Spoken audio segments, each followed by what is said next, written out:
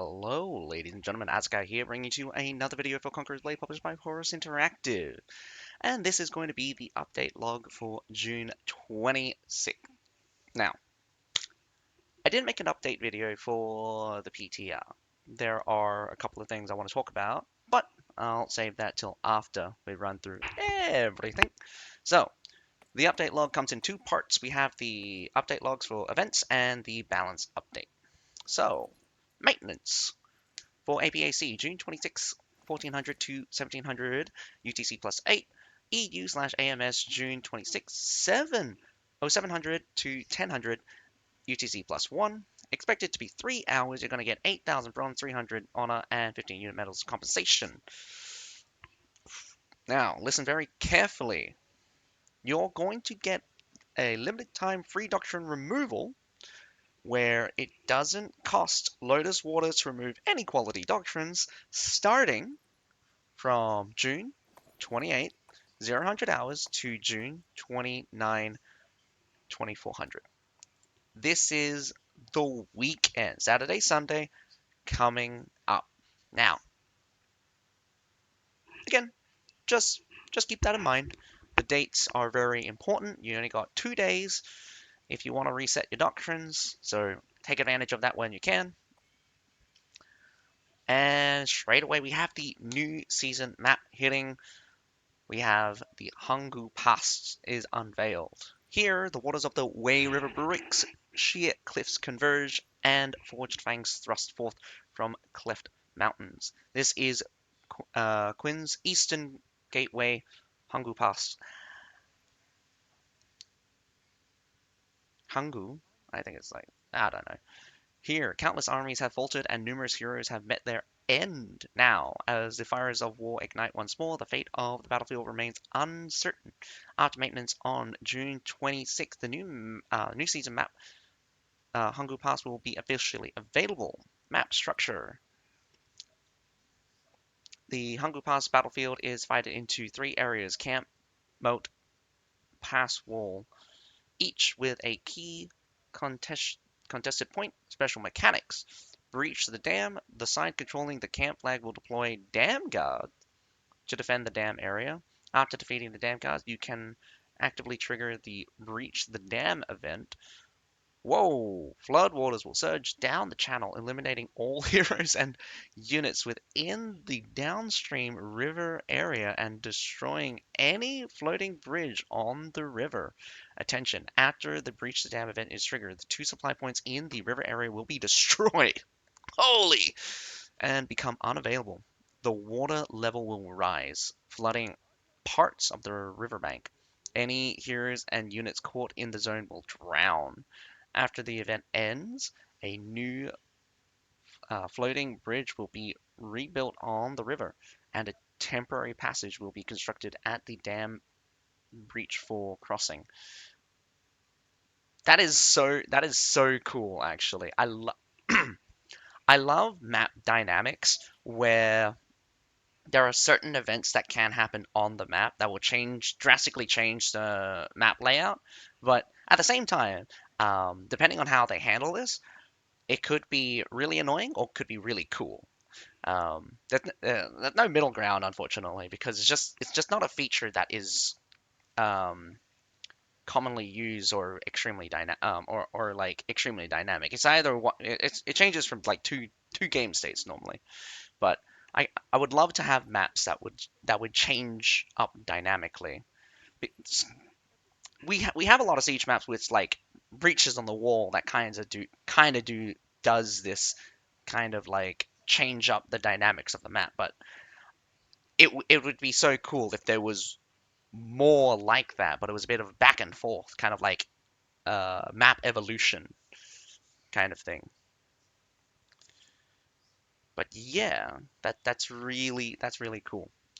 So, flame arrows. The attacker's trip is replaced by flame arrows by pressing the G key to aim and release. Players can fire several waves of flame arrows from the attacking base, dealing area damage, especially to unshielded units. Arrows damage both enemy and allied units, so be strategic about your targeting and timing. After the attackers capture the camp flag, the number of waves per flame arrows will increase. Whoa, hang on. The number of waves per flame arrows will increase. Okay, so it's broken up into three areas. So the camp area is probably some forward camp. You got the moat, and then get then you have the final wall, which is very interesting how they set up that mechanic. Not reversed, which I mean, sorry, I would believe it would be some kind of like moat. Um, well, traditionally I would believe it would be moat wall camp kind of thing, but interesting that you have a forward camp in front of the moat then wall.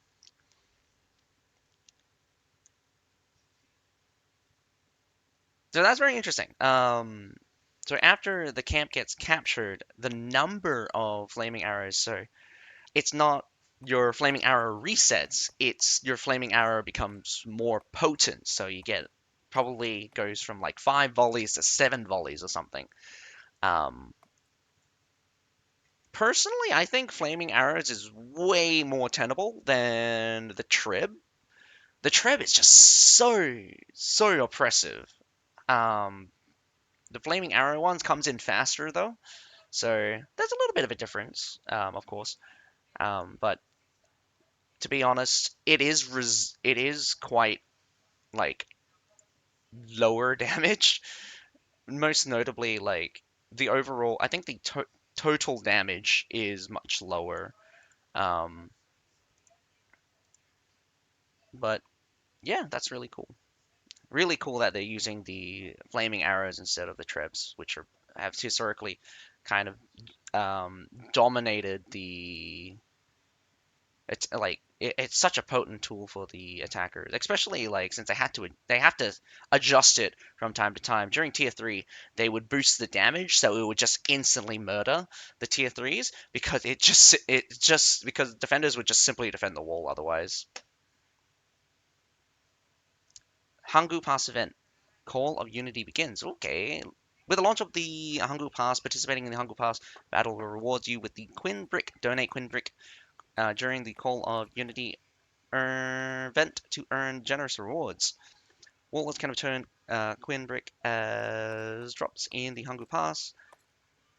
Weekly drop limit is 200, which resets every Thursday at 0 hours. By donating Quinn Bricks, the Warlord contributes to the server progress and gains individual contribution points and random reward packs.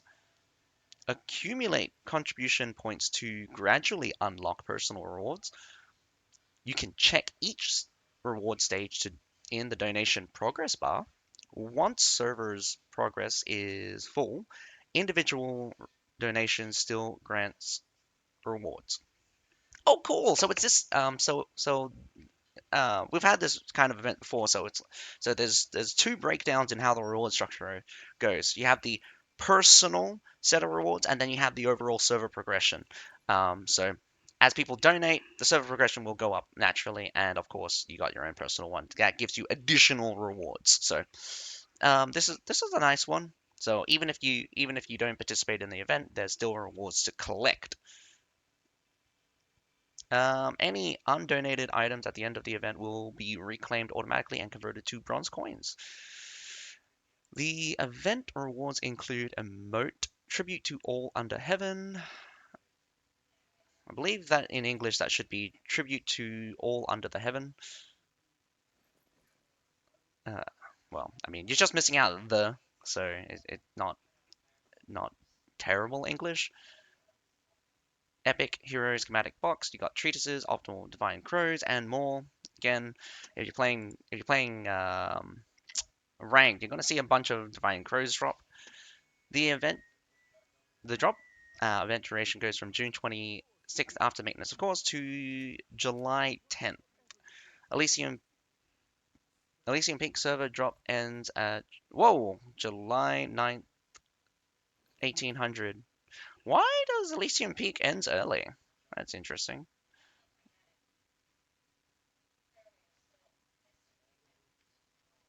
All right. Sorry for Elysium Peak. For some reason, your drop ends on uh, approximately 6 hours earlier than every other server.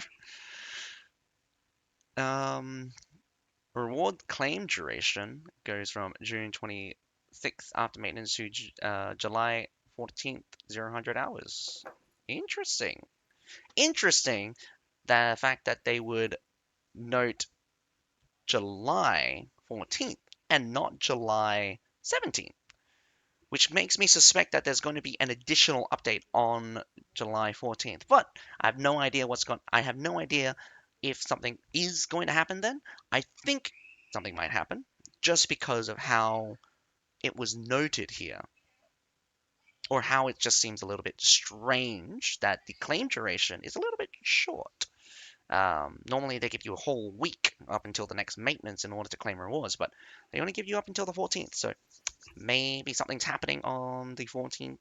Maybe an update to the anniversary events, or another anniversary event, or an emergency maintenance, some kind of things.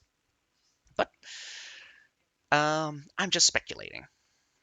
So Quinn bricks can also be obtained through the following events. So there is the login for 10 days to receive Quinn bricks times 50, and you got the blessing, the 12-hour blessings 10 times. So that's like a total of 6 days of blessing. Just claim the blessing when you're at least going for the camp. Uh, that's not really great, is it? Because the blessings are applied automatically. So yeah, you don't actually have very much opportunity to use these. Sign-in duration from June 26th after maintenance to July 10th before maintenance. Warden limited time quests. Okay, so this is a weekly quest, resets every Thursday at 0 hours. Participate in 5 Hungry Pass battles regardless of win or loss. Achieve score B or above to re receive Quinn Bricks times 50 and Treatises times 1. Participate in 10 Hungry Pass battles, blah blah blah blah blah. Get 150 and 2 Treatises. You got the daily reset one. Participate in Hungry Pass battle regardless of win or loss. Achieve blah blah blah blah blah. Quinn Bricks times 20. Obviously, it goes from June 26th to July 10th. We have a Doctrine Pool rotation. And okay, so obtaining epic quality doctrines for infantry and special units is increased. Huh. Not particularly sure. Well, it's just, I think it's just going to be infantry in general, but it's going to be the special ones. So probably bludgeon, not bludgeon. You're going to get the devastation, probably the noble bloods, and what else? The paradox, um, balance one maybe. So a lot of like special doctrines that probably are not used, or probably that don't account for like in the that don't fall into a singular category or type of unit, that is. And of course, it goes from June 26th to July 10th. We have a little bit of optimization. Optimize the flight trajectory and speed of flame arrows summoned with the G key on certain maps. So this is definitely Thermopylae, the only other map that has flame arrows. So unless they're talking to Hungry Pass as well. So we haven't even tried the Hungry Pass. So I'm wondering how they would have changed it. I don't use the flame arrows very much on Thermopylae anyway, but like just not the opportunity to. People learn really quickly how to avoid getting hit by those things. Now we have other bug fixes and optimization. Fix an issue in the Sun City Siege map where cavalry could get stuck on terrain. Thank you. I mean, like, that's just always annoying, as much as I hate cavalry.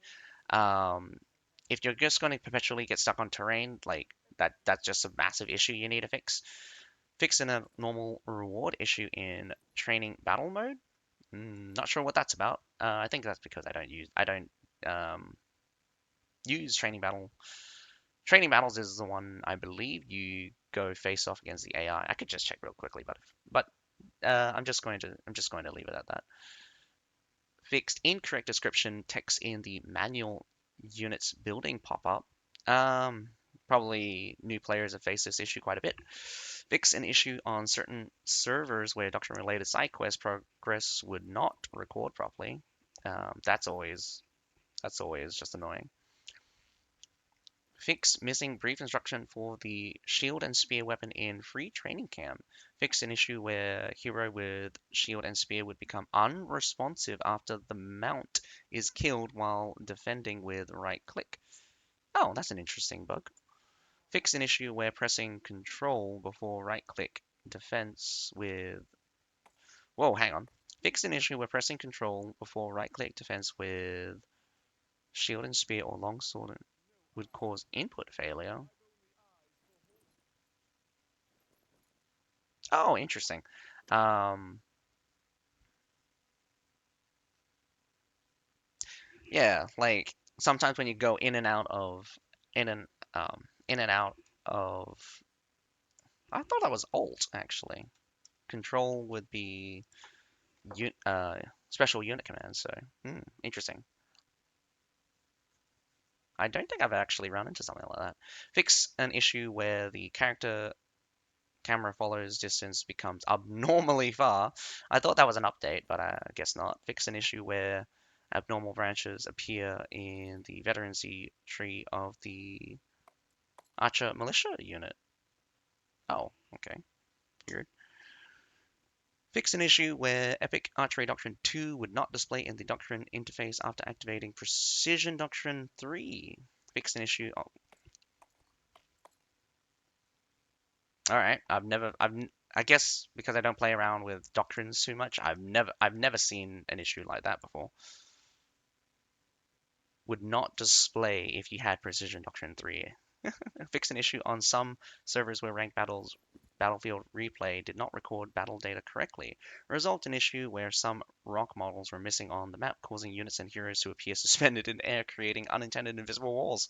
Actually, I have run into this map. It's particularly in some of the open world maps. I think they probably updated the rock models and forgot that it's being referenced in a couple of places.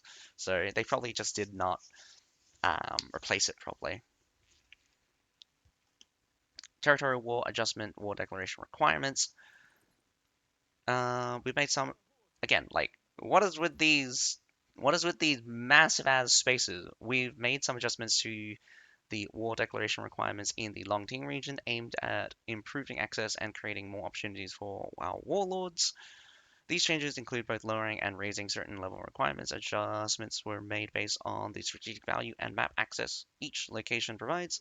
Our goal was to respond to community feedback and make this more balanced and engaging. We'll continue to monitor the ongoing territorial war and will use the data to further refine and improve the system. So we have war learned adjustment before, adjustment after. So level 5 to level 4. Quintan and Lincoln goes from 6-7 to 4-4. So I mean, like, the adjustments are there if you want to read them. The exact location of these places, I have no idea. I don't check out the location for these particular maps since I don't play Territory War, and that's just me. But if you guys enjoy Territory War, this might be vital for your planning and execution for the upcoming for Territory Wars to come. Of course, I don't believe anyone has reached level 4 just yet. It's only in the first week. Level 3 is probably the maximum level of the house right now. But by this Saturday, I think you might be able to reach the level 4. So good luck. Now, finally, the most interesting part of this. Nope, wrong one. The June 26th balance update announcement. Now, I'm going to read out the changes and then give a little bit of feedback, but Pike Wandering Dragon, Water Dragon, Sky Dragon. After using any of the first two stages, you can use the third stage enhanced skill consecutively within 4 seconds. Other skills can now be activated during the end lag of the third stage of Wandering Dragon, Water Dragon, and Sky Dragon. Wandering Dragons, Water Dragon, Sky Dragon, first stage skill cooldown 3 to 4 seconds.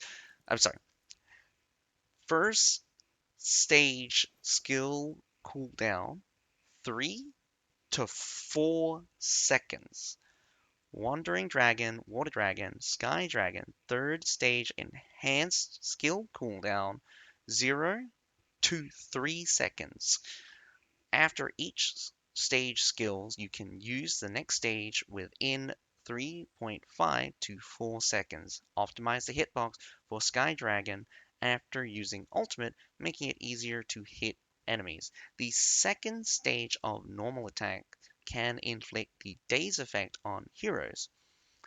Water Dragon, the third stage triple thrust armor piercing coefficient 60% went from 60% to 100%. All right.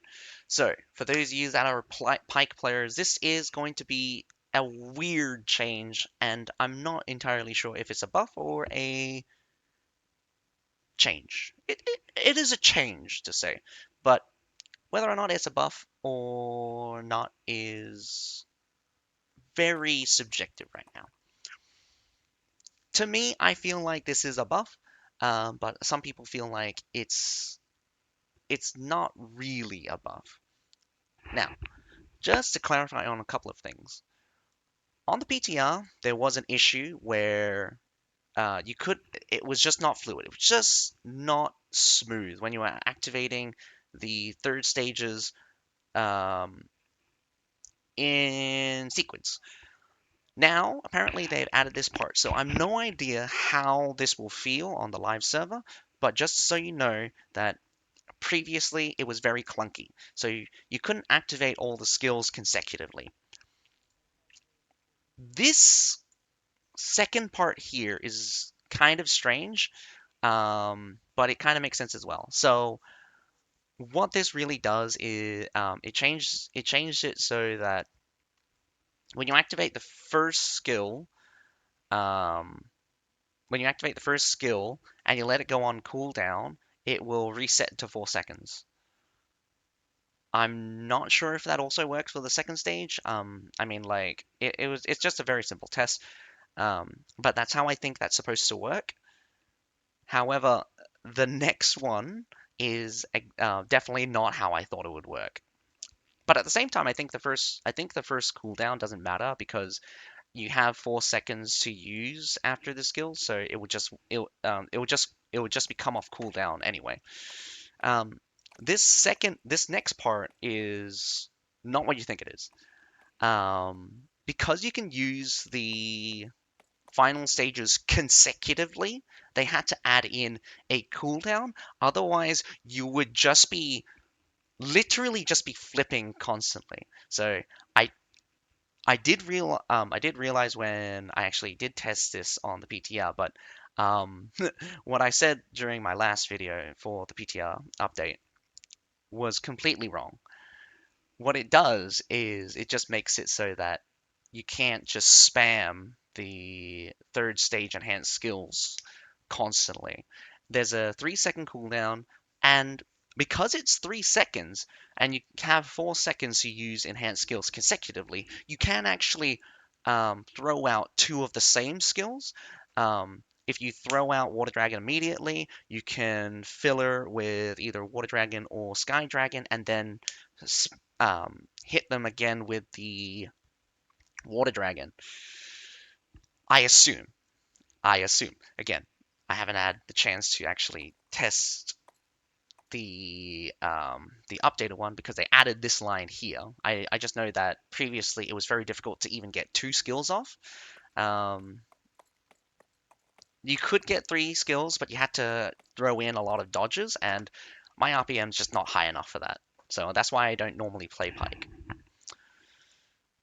The other stuff, optimizations, again, increases. I really don't like how they're returning this part here, the normal attack dazing heroes, so it's a kind of like a 12 triple hit.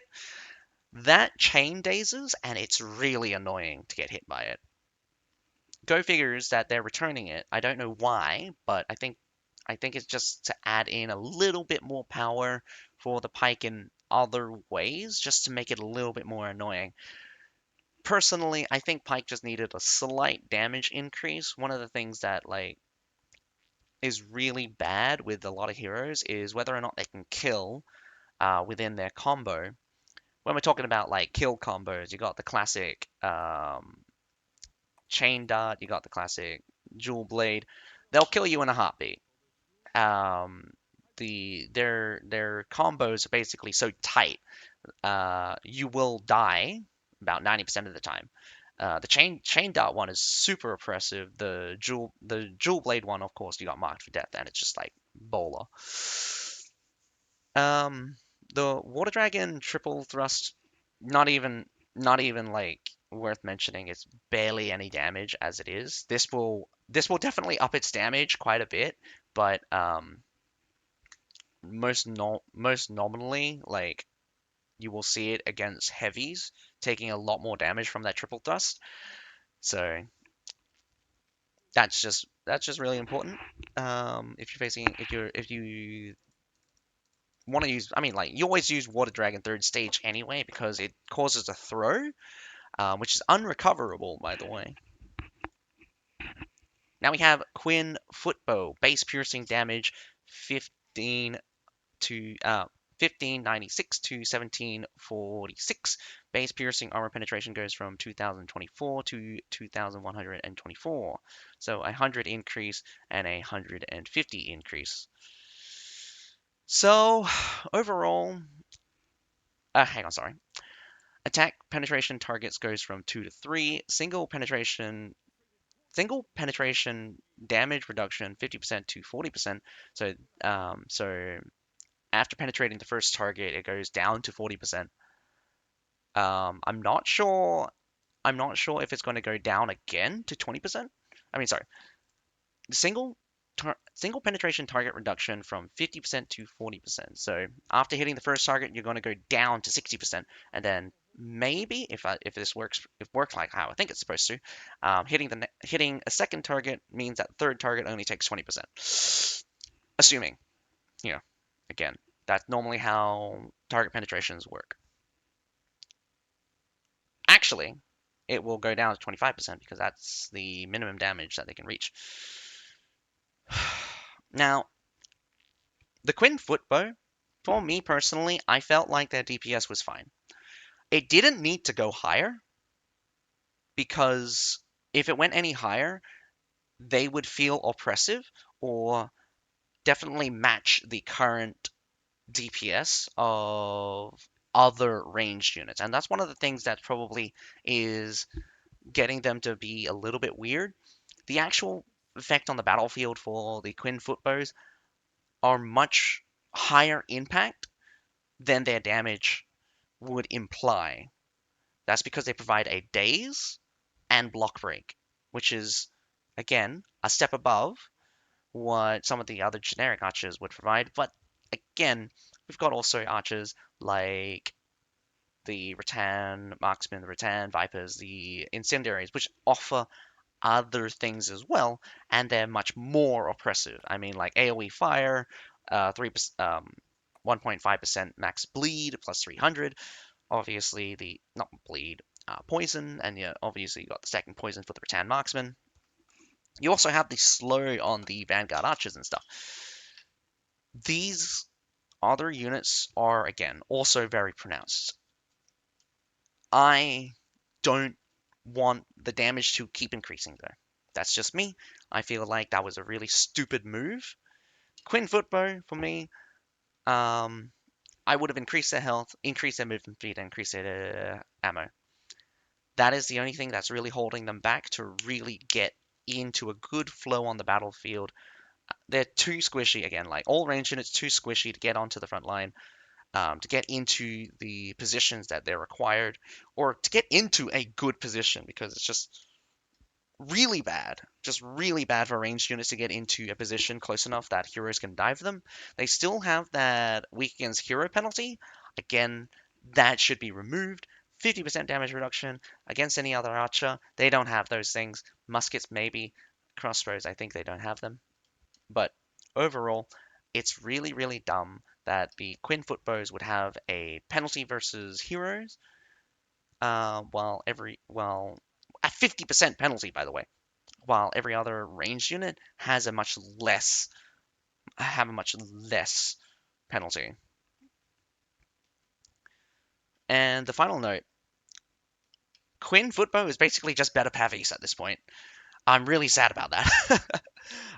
If anything, the Pavis still has this issue where the damage attenuation was affected by the introduction of the penetrate doctrine. The impale doctrine. So they used to have 40%. Previously at their height, they had 30%, and I think they hit four targets. But right now, it's four targets set to 65%. 65% damage reduction per penetration, minimum of 20% damage. So Quinn footbow are basically better Pavis at this point. More longer range, causes of days, that kind of thing. Vassal Longbowman. Overwatch cooldown increase from 5 to 15 seconds. The first two volleys now gain 100% increased fire rate. It's not as bad because it's not three volleys, now it's just two. So basically, they kind of just like get a free Artemis every 15 seconds. It's a little bit of burst. I don't like it. Honestly, I don't like it. Vassal Longbowmans were already in a very good spot for a tier 4 unit. The only problem is that like their damage attenuation was garbage, as in sorry, there was none. You got a 10% over there, 10% over like 40 range or something. Like they have 120 range basically, maybe a little bit longer depending on like if you got like range doctrines and stuff. But let's just imagine that they're 120. They lost 10% of their damage. Quinn Footbow has 150 range and they lose over 50% of their damage after shooting over 80 meters. So Vassal Longbowmen, again, don't have a higher penalty and they deal basically an insane amount of damage across the entire distance. But up close, it's not really good. Um, they put a lot of pressure. Vassal Longbowmen put a lot of pressure on the battlefield, and that's one of the important things that the ranged units provide because they're hard to get to and they have long range, makes them very good at putting pressure on people that can't retaliate. This first two volley thing just adds in a burst skill for Vassal Longbowmen, increasing their DPS overall. Might be a slight change, but in a dynamic battlefield, this 15-second cooldown is going to become crucial for getting that high impact volley. I don't think it was necessary, maybe a slight increase in damage, but this uncalled for, absolutely uncalled for. I wish they did not add in a burst skill for the Vassal Longbowmen. Completely unnecessary. For the Imperial Arquebusiers, it's kind of like the same thing for the Quinn Footbows, but there are differences here. Adjust volley fire skill firing sequence to maintain continuous fire in the specific direction during the skill duration, improving firing efficiency by approximately 35%. After the unit forms up, they first unleash a volley, then soldiers in the front, middle, and rear ranks take turns to unleash quick shots. Each rank fires 3 volleys in sequence. After 2 volleys, the next rank finishes reloading and begins firing. During the volley fire skill, units will continue shooting in the specified direction and will not reposition. This is a lot of change. Now, one of the important thing is that I think they reduced down the increase.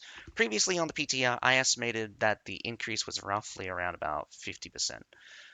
If they reduce it down to 35%, that's That's compared to the PTR, what I experienced anyway. They probably shaved off around about 10%. 10% of their damage. Not a lot, by the way. Not a lot. The Imperial Arquebusiers is also one of the highest DPS units in the game, but there are reasons why they're never used.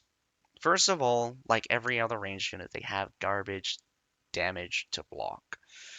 A lot of their damage is actually housed in single shots. So this also comes into play because of the number of shots that come out, the amount of block break they deal being 0 just makes it feel even worse. You can go a block break line, but it only increases their block break to 100, which in fact, the Quinn foot bows being 100 are also much, much stronger because they hit multiple targets. Now, for me, I think the Imperial Arquebusiers did not need extra damage. The firing sequence could have used a little bit of tune-up, but the most important thing here is that I would not have just increased their damage like this. The most important thing I think now is for range to shift away from just being pure DPS, get a little bit more survivability. I mean, when I say a little bit, I mean a lot of survivability. The amount of survivability that Ranged needs is kind of insane because they need to go from 1 hit to 2 hits. And to get to 2 hits, they need to go above, they need to go like way above their current health because they're still 1 hit even with a lot of the tier 4s are still basically 1 hit with most of their current health, especially for Imperial Arquebusiers, whose range is much shorter than I would say for like other ranged units. Also being said, block break needs to go up. I think days on hit would be very cool as well. Quinn football already causes it a daze. No reason for Imperial Arquebusiers or all Arquebusiers in that fact to add a daze, but this is my opinion.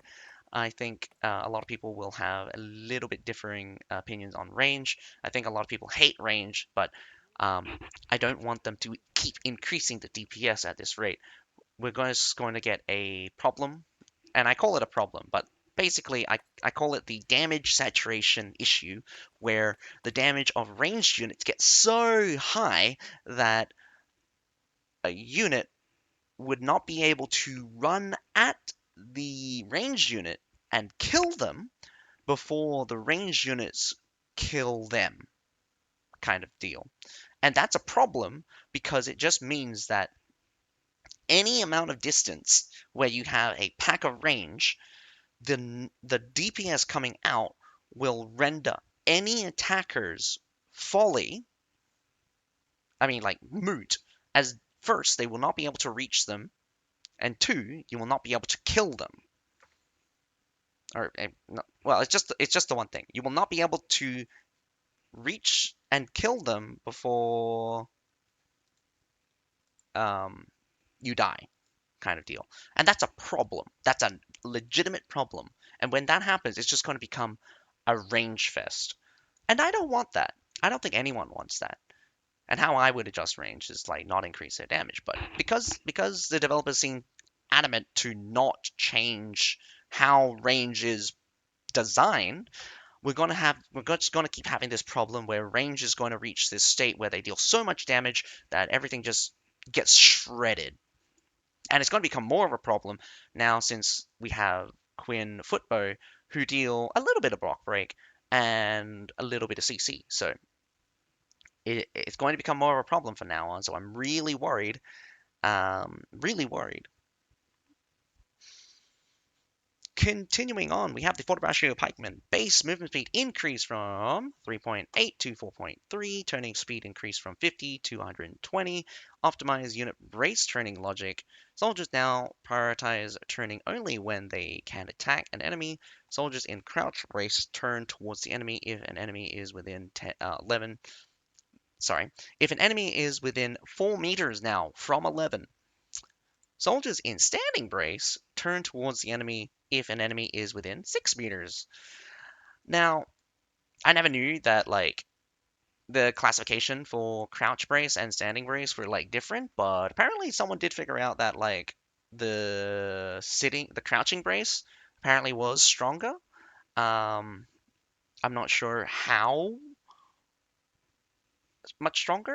He did say that like crouching brace for halberdiers in particular, those guys at the front um, would be super vital. If you didn't have those guys at the front, the rest of them basically wouldn't deal damage, is what he said.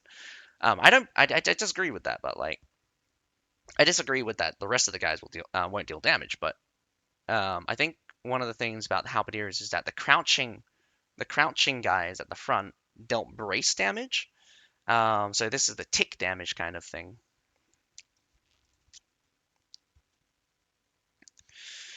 For the Brashio Pikeman, it's a really good update. Nonetheless, I think the turning speed is kind of moot because one of the most important things is that they need to not turn when an enemy is charging them, and this the optimization of the brace turning logic, 100% like 100% what made this unit come back. It's not going to it's not going to go out of control. It's not going to be kind of like, oh, Fortobashu Pikeman so efficient now. Previously it was. There's still a lot of things that's going to hold it back. It deals very little block break. The turning thing is not even a point anymore. They deal more damage than Phalanx, my opinion here. But I would say objectively as well. I kind of measure out the damage they deal with per basic attack, but I don't know how fast they basic attack. So there's that. Um, so yeah, they have less block break than the Sunwoods Phalanx. They deal more damage, however. I feel like the Vortibraccio Pikeman wants to be tankier. Otherwise, they're really easy to kill, especially since there's a lot of ranged units running around on the field right now. But yeah, good changes, good step in the right direction. I think you could just get rid of the turning. If you just get rid of the turning, don't even need to update the brace turning logic. Just like don't turn at all. Just have the pike just facing the right directions, and these guys will work 99% of the time, or work as intended 99% of the time. These guys are still pretty weak. Their infantry game is weak.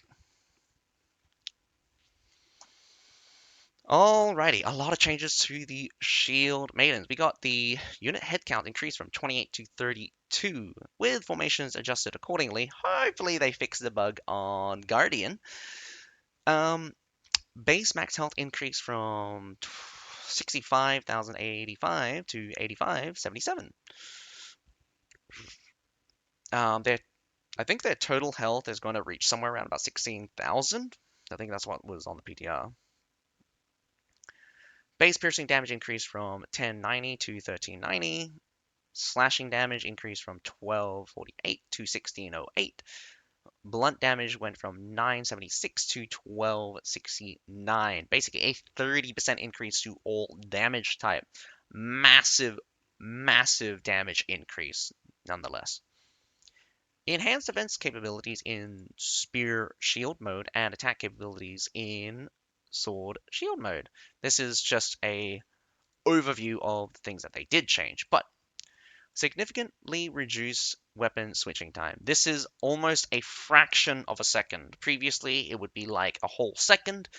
It is now like half a second. You blink and you will miss the weapon swap kind of deal.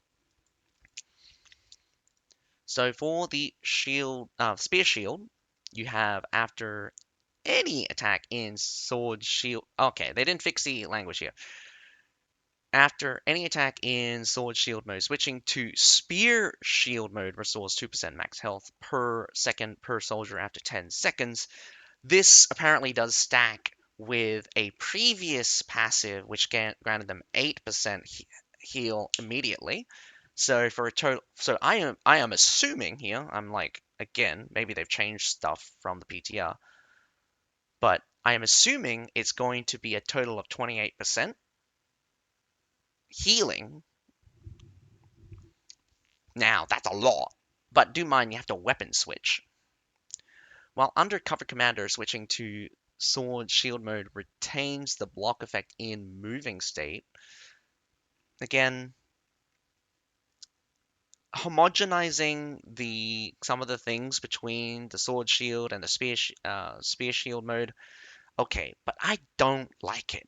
I don't like I don't like how they're handled because the Spear Shield mode offers very little in terms of offers very little compared to the Sword Shield, which the combination of blocking and damage is way more powerful than any kind of blocking and damage reduction, because blocking and damage reduction are kind of defeats the purpose of each other. If you block an attack, you basically have 100% damage immunity because a block reduces the damage by 100. So if you take a hit and it's blocked, it's redundant to have that damage reduction. So how they handled this, I think, is kind of redundant, but at the same time, I'm just upset that they kind of they've homogenized the blocking effect between the blocking power between the spear shield and the sword shield modes, only in Cover Commander, by the way, but didn't do it outside. So sword mode shield formations trash. Sword mode attack mode is trash. Follow mode is trash. Those kinds of things. Sword Shield. After any attack in Spear Shield mode, switching to Sword Shield mode increases piercing armor penetration and slashing armor penetration by 500 per soldier for 10 seconds.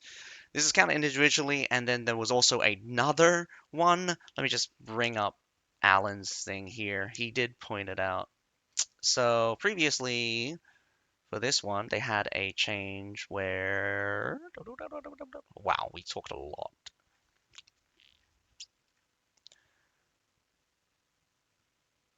They would receive 300 points of slashing armor penetration. So they'll get 500 for piercing armor penetration and 800 for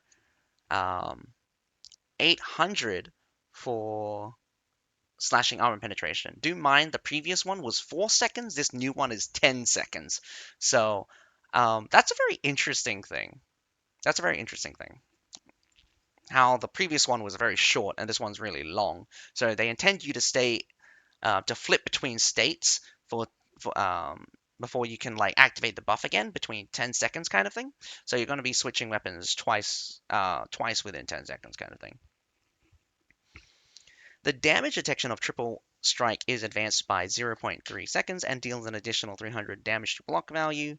Attacks in sword shield mode can no longer be blocked. Now that is wrong. That is a mistranslation, and it's not that attacks in sword shield mode can no longer be blocked.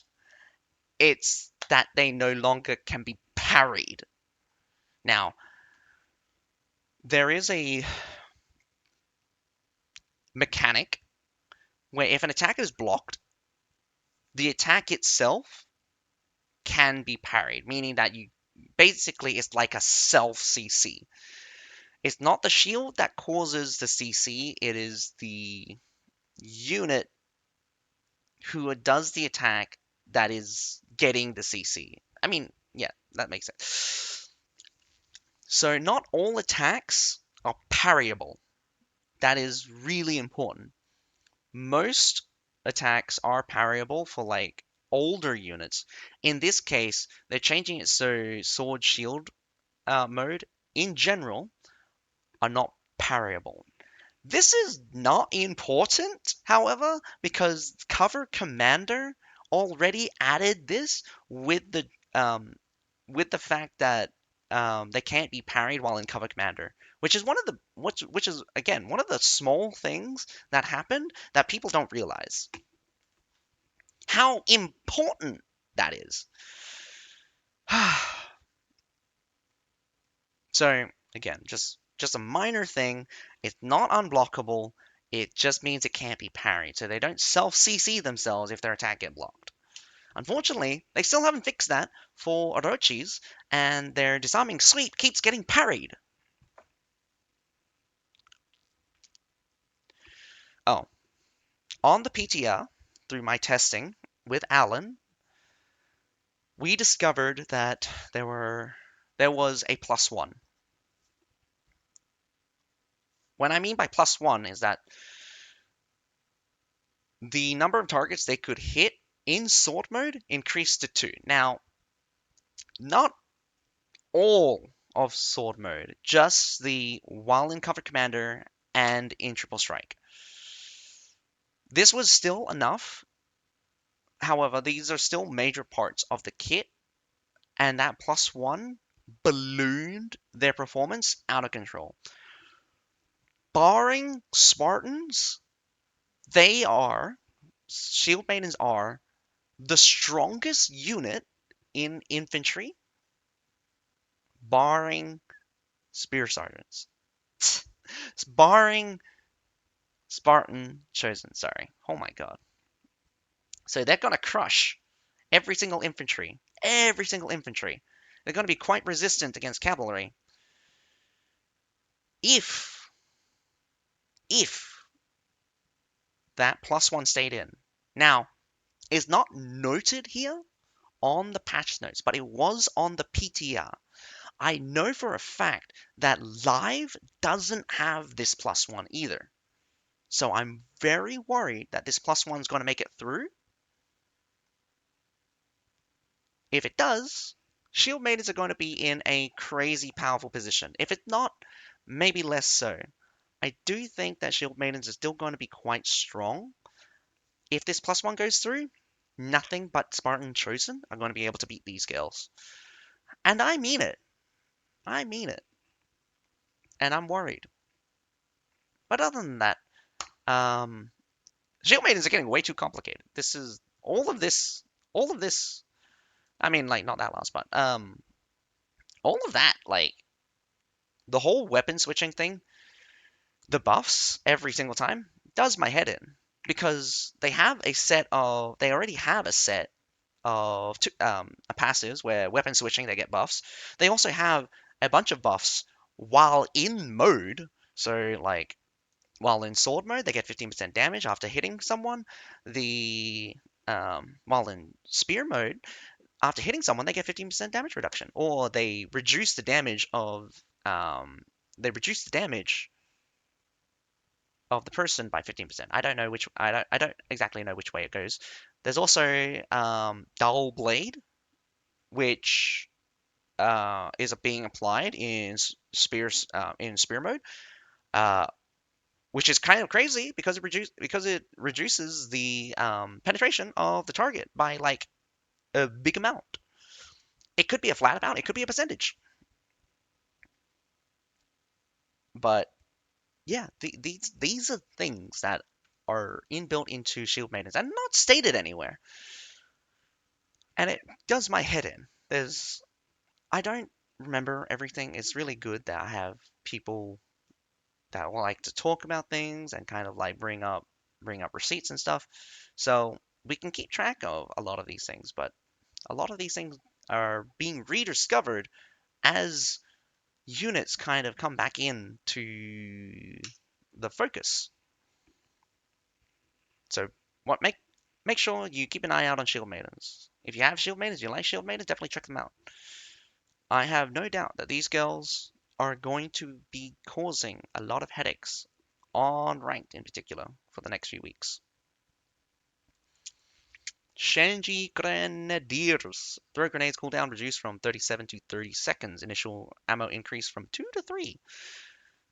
Throw grenades core explosion area increase from 2.2 to 2.5. Maximum explosion area increase from 4 to 4.2. Blunt armor penetration coefficient outside the core area increase from 80% to 100%. Blunt damage coefficient increase from 100 to 110%. Now,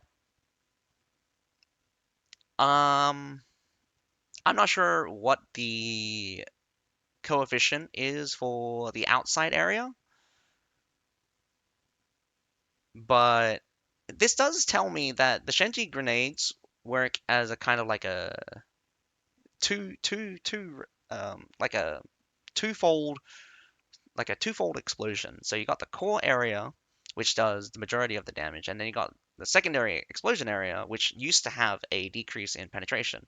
Now I think they just made the damage more consistent across the area this way, or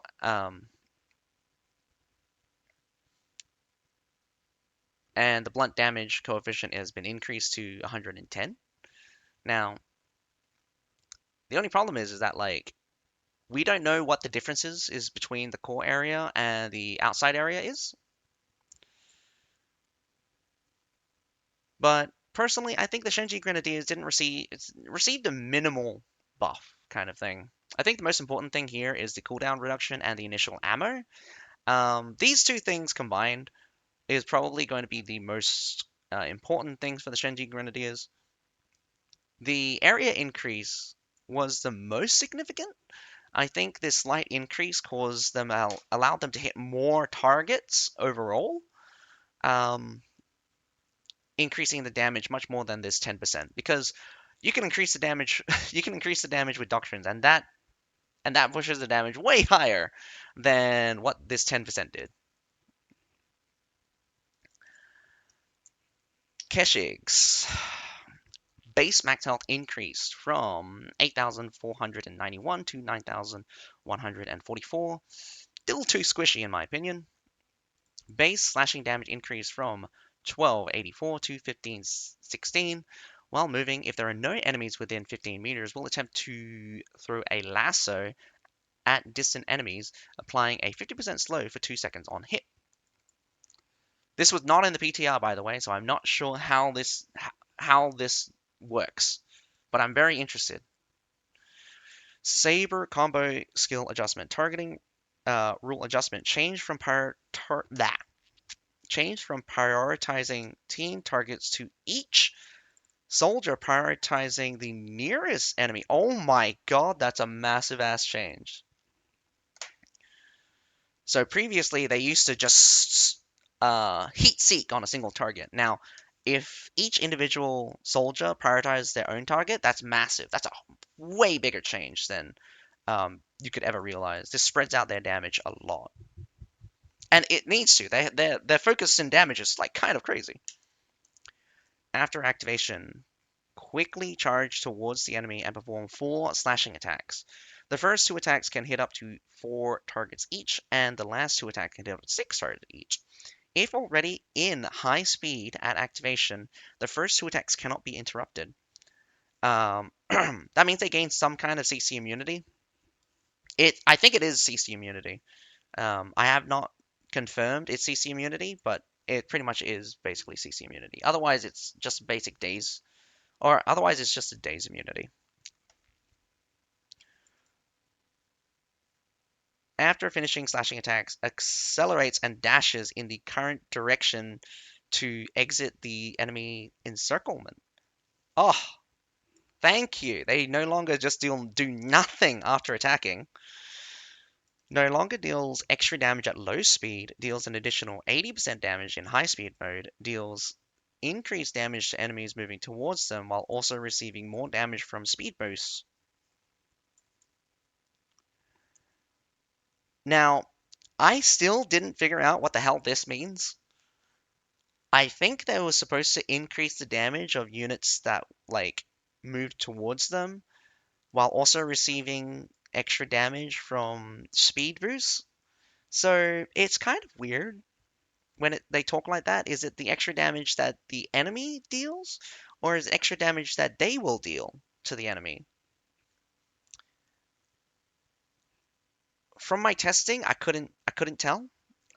Um, it was either insignificant or I just didn't have a frame of reference to kind of like see it. But I don't think this was working at the time of the PTR. So the only thing I did see was this 80% in high speed mode, and it's good. It's a big increase. I mean, like from the looks of it, they dealt like 22-ish thousand damage, boosted up to about 4,000 damage. Um, Crazy amounts of damage, nonetheless. Um, so yeah, big change for Keshigs. There is some very core changes as well. Didn't get to test, but I think some of these changes might get them into a playable state. However, I do think their heroic charge needs a little bit of love. The long cooldown is just not worth the dang. Of course, we have the Harangs.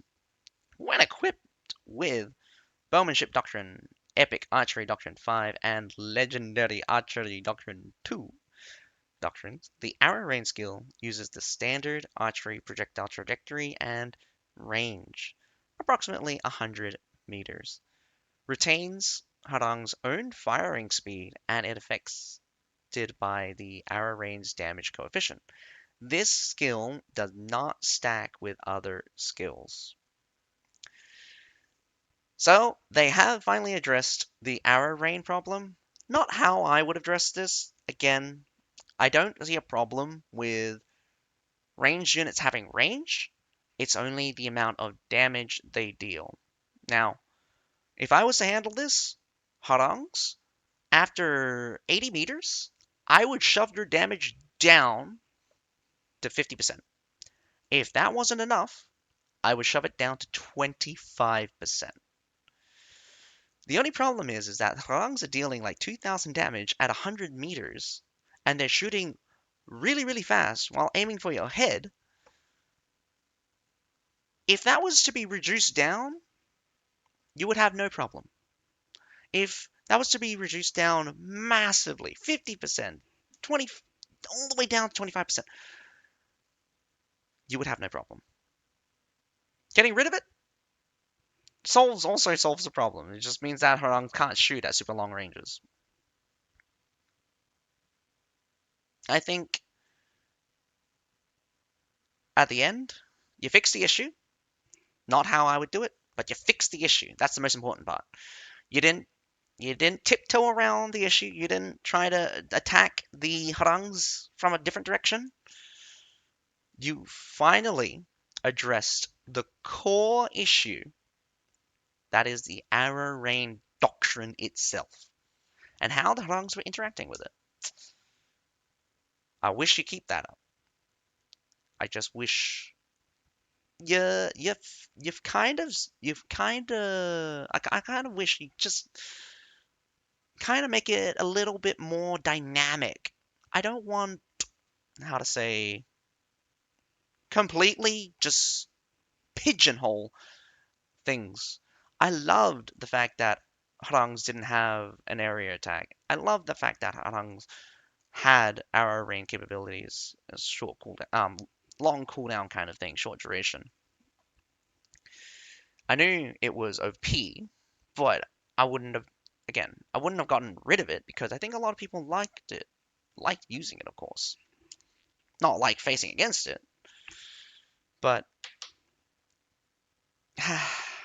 finally, you're finally doing something right. Good step in the good direction, I think. And we have some leadership adjustments. I know all of you cavalry players are going to be like, oh no! Yeah, your Daggerack Lancers finally got nerfed. Now, it did get pushed to 275. Not as high as I hoped, but it's pretty much a tier 5 unit. It directly competes with Yanyu Dao's and probably the Zhuangzi Heavy Cavalry. And that's not a joke. That's not a joke because of how powerful Daggerack Lancers are. That's how powerful they are.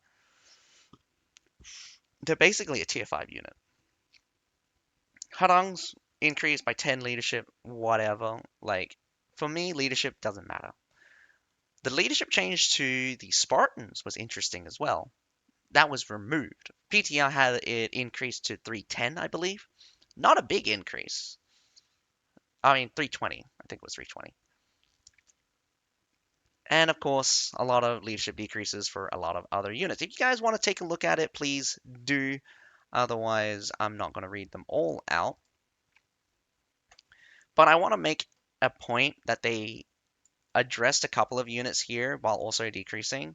So the Vassal Longbowmen, I don't know why they pushed it below the Imperial Arquebusiers. The Imperial Arquebusiers are going to get countered by the Vassal Longbowmen, and the Vassal Longbowmen are just going to have a higher average performance over the Imperials, which is really stupid.